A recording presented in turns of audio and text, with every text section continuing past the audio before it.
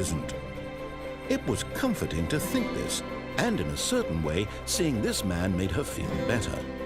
But then she remembered the meeting she had scheduled for that day, the very important people whose impressions of her would affect her career, and by extension, the rest of her life. She had no time for this, so it was only a moment that she stood there, staring down at the body.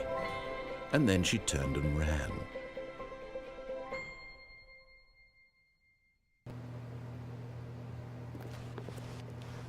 This was not the correct way to the meeting room, and Stanley knew it perfectly well.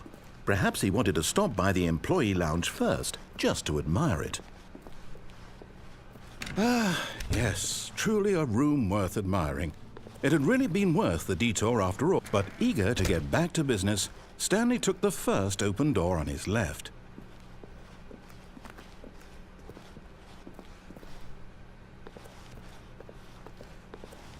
Stanley was so bad at following directions, it's incredible he wasn't fired years ago. Look, Stanley, I think perhaps we've gotten off on the wrong foot here. I'm not your enemy, really, I'm not. I realize that investing your trust in someone else can be difficult, but the fact is that the story has been about nothing but you all this time. There's someone you've been neglecting, Stanley. Someone you've forgotten about. Please, stop trying to make every decision by yourself. Now, I'm not asking for me, I'm asking for her. This is it, Stanley.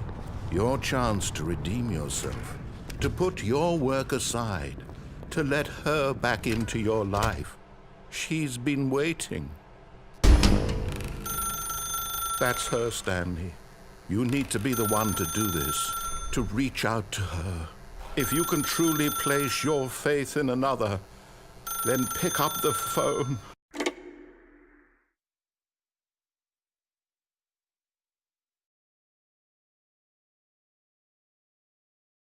Oh, Stanley, is that you? Hold on, sweetie. Sorry to keep you waiting. I'm just pulling the bread out of the oven. All right. Okay, there we go. All right, now, I want you to come in and tell me all about your day. Gotcha. Oh, come on. Did you actually think you had a loving wife who'd want to commit their life to you? I'm trying to make a point here, Stanley. I'm trying to get you to see something. Come inside. Let me show you what's really going on here. This is a very sad story about the death of a man named Stanley. Stanley is quite a boring fellow. He has a job that demands nothing of him, and every button that he pushes is a reminder of the inconsequential nature of his existence. Look at him there, pushing buttons, doing exactly what he's told to do. Now he's pushing a button. Now he's eating lunch. Now he's going home. Now he's coming back to work. One might even feel sorry for him, except that he's chosen this life. But in his mind, he can go on fantastic adventures. From behind his desk, Stanley dreamed of wild expeditions into the unknown, fantastic discoveries of new lands. It was wonderful, and each day that he returned to work was a reminder that none of it would ever happen to him. And so he began to fantasize about his own job. First, he imagined that one day while at work, he stepped up from his desk to realize that all of his co-workers, his boss, everyone in the building had suddenly vanished off the face of the earth. The thought excited him terribly. So he went further. He imagined that he came to 2 open doors and that he could go through either. At last, choice. It barely even mattered what lay behind each door. The mere thought that his decisions would mean something was almost too wonderful to behold. As he wandered through this fantasy world, he began to fill it with many possible paths and destinations.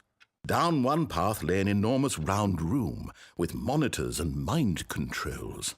And down another was a yellow line that weaved in many directions. And down another was a game with a baby. And he called it the Stanley Parable. It was such a wonderful fantasy, and so in his head he relived it again, and then again, and again, over and over, wishing beyond hope that it would never end, that he might always feel this free. Surely there's an answer down some new path, mustn't there be? Perhaps if he played just one more time. But there is no answer. How could there possibly be?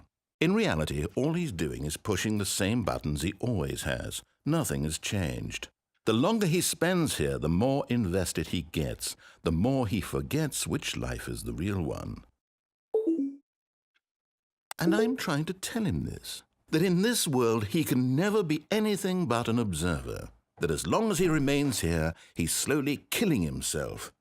But he won't listen to me. He won't stop. Here, watch this. Stanley, the next time the screen asks you to push a button, do not do it. You see? Can he just not hear me? How can I tell him in a way that he'll understand that every second he remains here, he's electing to kill himself? How can I get him to see what I see? How can I make him look at himself? I suppose I can't, not in the way I want him to. But I don't make the rules. I simply play to my intended purpose, the same as Stanley. We're not so different, I suppose. I'll try once more to convey all this to him. I'm compelled to. I must. Perhaps, well, maybe this time he'll see. Maybe this time. And I tried again, and Stanley pushed a button. And I tried again, and Stanley pushed a button. And I